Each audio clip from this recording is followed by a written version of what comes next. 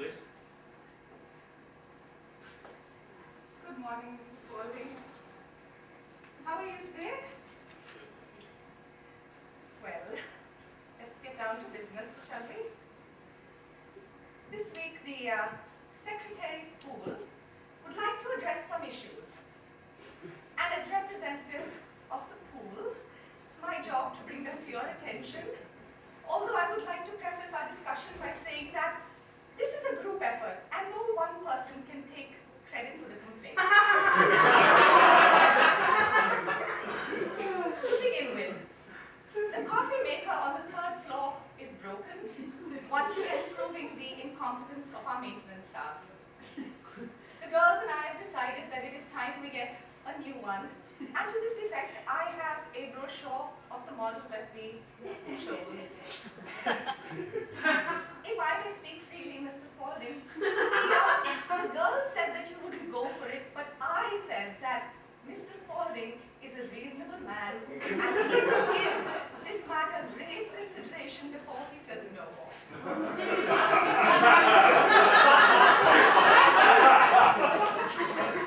Moving right along, email problems. We have been receiving messages from an unknown source about an incurable form of cancer. According to these epistles, a cure is right around the corner, and if we sign the attached petition, we can get the government to stop funding wars and start funding the cure.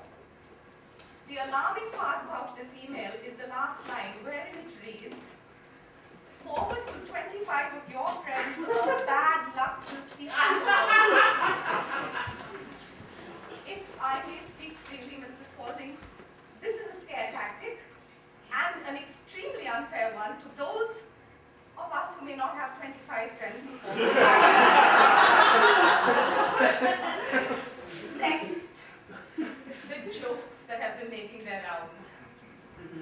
This week's theme is masturbation. The girls are very upset, Mr. Spaulding. If I may speak freely, I don't see what the fuss is all about. Masturbation is one of those things we all have in common. Everyone does it. The rich and the poor, the men and women, fat people, the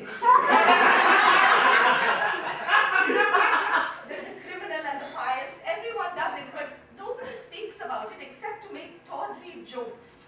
We'll talk about everything else, drinking, drugs, shoplifting, but not this. And it seems silly because masturbation serves us in so many ways. But not just the obvious sexual ones. It's a nice thing to do if you have a little time that you just want to pass. Wake up a little earlier than you planned. You don't feel like going for a run and you've already read your book.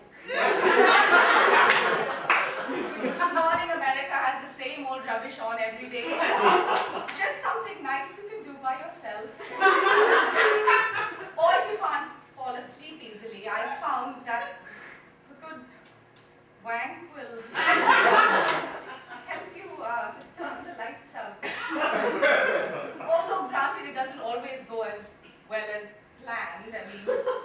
You do have the occasion where you sort of start off and everything's going well, nice stimulating visual of handsome man like Chuck Norris, and there's a pleasant melody playing in the radio of my mind, and everything's going nicely, and then suddenly, without warning, I start to think of filing in alphabetical order, or of typing depositions for the lawyers on the 18th floor, and then I start thinking of Mr. Kossel and his bald spot, or of you, Mr. Spaulding, and this meeting that we have every week, and I start to lose it, and I keep trying to rein it back in, and I keep trying to rein it back in.